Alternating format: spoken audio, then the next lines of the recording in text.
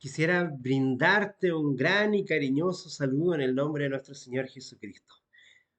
Queremos agradecer profundamente de que seas parte de nuestros mensajes, que puedas seguir primeramente el proyecto Lee tu Biblia.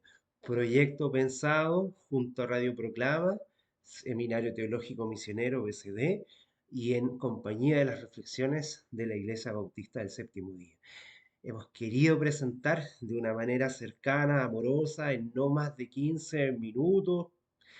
Tratamos de no pasarnos de ese tiempo y en algunos momentos un poco más corto el mensaje para que sea el foco tu propia lectura. Queremos presentarte todos los mensajes que están puestos en las Escrituras Divinas. Cada uno de los 66 libros que están elegidos en el canon bíblico.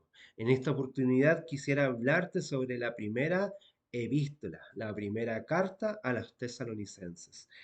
Una carta escrita por Pablo y quiero mencionarte algunas cosas importantes. En los manuscritos griegos más antiguos, el título de esta epístola es sencillamente Pros Thessalonicenses, que quiere decir a los tesalonicenses. El título más largo que puedes encontrar fue escrito posteriormente, que dice Primera Epístola del Apóstol San Pablo a los tesalonicenses. Con esta pequeña introducción quisiera junto a ti poder elevar una oración hacia nuestro Dios para que nos acompañe, a que nos motivemos y por intermedio del Espíritu de Dios podamos ser capaces de conocer el mensaje de las Escrituras por medio del proyecto Lee tu Biblia, leer estos mensajes para que Dios se muestre en el testimonio de Jesucristo. Querido Señor, te damos las gracias porque muchas personas, muchos amigos, muchas personas cercanas y hermanos ya están siendo parte del proyecto Lee tu Biblia. Comenzando con los libros del Antiguo Pacto para buscarte a ti. Queremos que tú te manifiestes tanto en el Antiguo Pacto como en el Nuevo Pacto. Tú hablaste de muchas formas y de muchas maneras a través de los profetas, a través de distintos tipos de personas para compartir tu mensaje. Y tu mensaje más claro fue a través de la revelación de tu Hijo Jesucristo. En esta oportunidad estamos leyendo distintas cartas de Pablo para conocer el mensaje y tu revelación. En este caso, la primera carta a los tesalonicenses, Señor. Ayúdanos para poder encontrar tu testimonio también en esta carta. Más allá de las palabras, queremos encontrar tu mensaje. Todo esto lo agradecemos en los méritos de tu Hijo amado. Amén y amén. La epístola o la primera carta a los tesalonicenses da a entender que proviene de Pablo, de Silas o Silvano, que también era conocido, y Timoteo. Eso nos da a entender el capítulo 1, verso 1. Sin embargo, básicamente es la obra de Pablo. En el capítulo 3, en el capítulo 6, en el capítulo 3, los versos 6, 7, nos da claridad acerca de ello.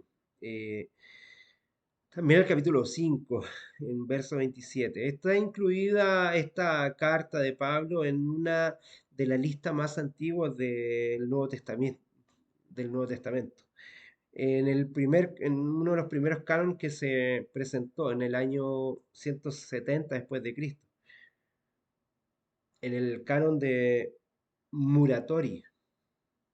Y es muy importante porque antiguos escritores como Ireneo, Clemente de Alejandría, Tertuliano, entre otros, dan evidencia y claridad y presentan esta carta, este estilo de escritura, esta epístola, principalmente viendo la forma literaria en que estaba puesta en un mensaje de Pablo con un deseo de manifestar el amor por los conversos.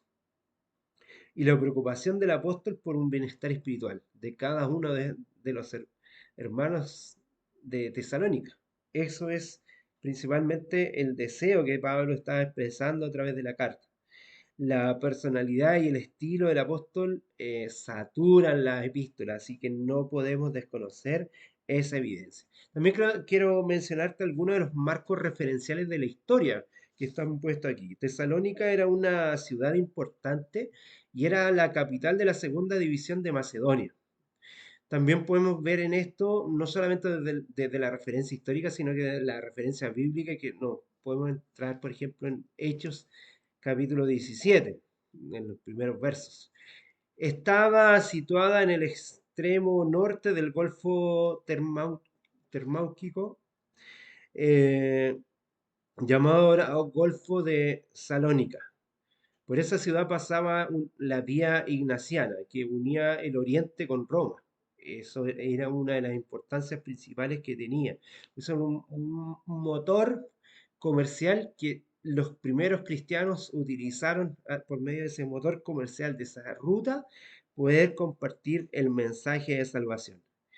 Quizás por esta razón allí vivía una gran colectividad judía y había una sinagoga. Hechos 17:1 nos hace una referencia de eso. La ciudad que ahora se denomina Salónica es uno de los centros comerciales más importantes del norte de Grecia. Además es de interés arqueológico, pues el arco triunfal bajo el cual pasaba la antigua vía Egnatia aún se encuentra en pie como un recordativo de la gloria y el poder de la antigua Roma. Pablo estuvo en Tesalónica por primera vez durante su segundo viaje misionero. Inmediatamente después de haber salido de Filipos, eso lo podemos encontrar en el mensaje del libro de los Hechos, en el capítulo 16, y lo que habíamos mencionado en en el capítulo 17, las noticias de una nueva actividad del apóstol pronto llegarán a los judíos que estaban en Tesalónica, quienes se dispusieron a una acción inmediata. Se apresuraron a ir a Berea y de nuevo instigaron a la turba contra los misioneros. O sea, Pablo estaba viviendo una resistencia, una oposición. Los judíos, había una colectividad, como te mencioné, muy potente de judíos en esta ciudad importante y al ver que para ellos lo que se estaba presentando era una transformación de la mirada judía y que era una herejía, quisieron oponerse. Pablo, en este sentido, eh, en su forma misionera, es avisado por los amigos y estaba en Atenas con sus compañeros y se quedaron un tiempo en Macedonia. El apóstol anhelaba intensamente recibir la ayuda de Atenas y, y a ellos los esperó. Eso lo presenta el capítulo 17 de Hechos. Parece que Timoteo se unió a él más tarde en Atenas y Pablo entonces hizo regresar a Tesalónica para que se animara a los nuevos creyentes. Porque estaban siendo atacados y el mensaje de la salvación estaba quitándose de ahí con la búsqueda o sacar el deseo en el corazón de conocer más a Jesucristo con las tradiciones puestas por los judaizantes. Que ellos en el fondo querían rescatar sus propias tradiciones y tampoco tú y yo no lo veamos como en ese sentido como algo negativo. Ellos querían eh, manejar lo que conocían, su cultura. Y es lo mismo que a ti y a mí nos puede pasar hoy día cuando nos llega un mensaje nuevo y cuando nos cambia todas las estructuras. Quizás tú y yo hemos avanzado mucho en cuanto a la mirada del Evangelio, pero si llega alguien y nos cambia ciertas conductas, ciertas normas, puede que nos pase lo mismo que le estaba pasando a la gente de Tesalónica, sobre todo si eran de origen judío. El tema principal de la epístola es la piedad práctica en vista al regreso de Jesucristo. Mira el amor que existía y el deseo por el glorioso advenimiento del Señor, que es la doctrina que más se destaca. Lo puedes ver en el capítulo 1, en el capítulo 2, capítulo 3, verso 13, capítulo 4. 4, desde el 13 al 18, en el capítulo 5, el verso 23, lo puedes ver. Otras doctrinas mencionadas son la muerte y la resurrección de Cristo, pero todas apoyando el deseo del glorioso advenimiento de Cristo.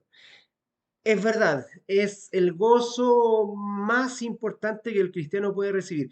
Cristo va a venir sí o sí. Aunque tú lo prediques o no lo prediques, aunque tú hagas algo o lo dejes de hacer, Cristo va a venir.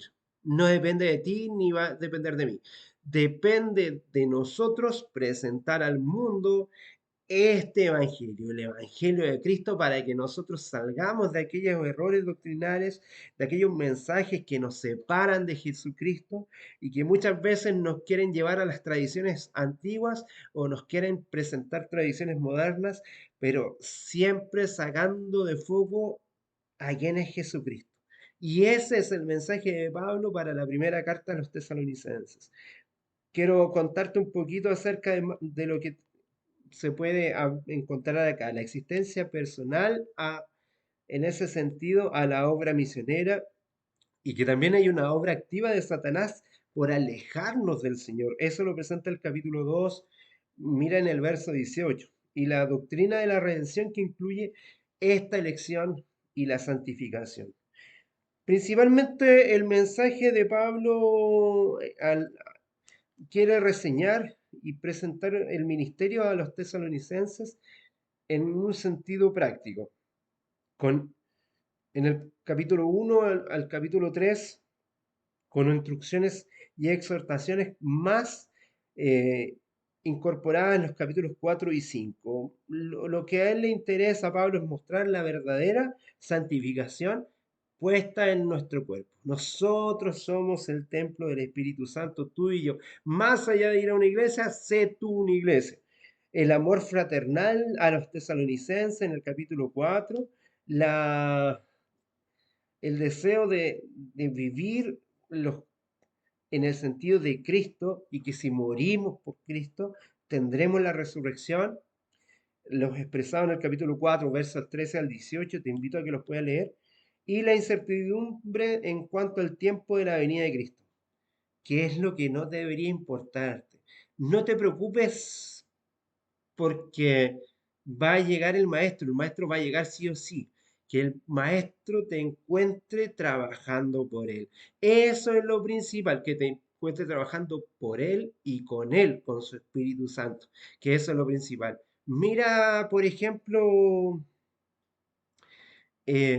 la parábola de los talentos o la parábola del siervo fiel. ¿Dónde estaba puesto el acento? El señor, el dueño de casa iba a volver sí o sí, pero ¿qué cambió en cada uno de estos hombres? La forma en que ellos estaban trabajando de una manera misionera para presentar el Evangelio del Señor Jesucristo. Como te dije, esta carta de Pablo, de Silas, llamado Silvano también y Timoteo, a la iglesia de los tesalonicenses que es en Dios Padre, en el Señor Jesucristo. Y para gracia y paz sean a vosotros de Dios nuestro Padre y del Señor Jesucristo. Comienza señalando el primer versículo de esta carta. Quiero leerte dos versículos para que invitarte a que realmente puedas motivarte a estudiar.